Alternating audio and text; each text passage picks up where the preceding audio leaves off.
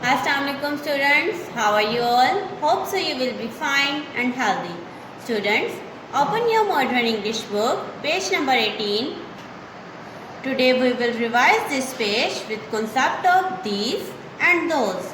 Students, these is used more than one thing which are near to us, and those is used more than one thing which are far from us. Let's start reading with me. My name is Simi. I am a girl.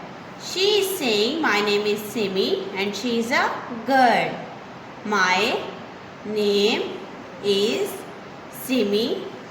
I am a girl. These are my ribbons. She is saying these are my ribbons, and those are my skirts. She is saying those are my skirts. These are my ribbons, and those are my skirts. Look at the next line. These are my socks.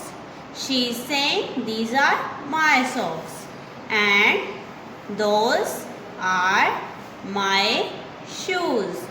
She is saying those are my shoes. These are my socks, and those are my shoes. Look at the next line. These are my frogs. She is saying these are my frogs, and those are my blouses.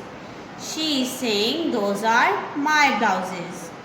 These are my frogs, and those are my blouses. Repeat this page once again.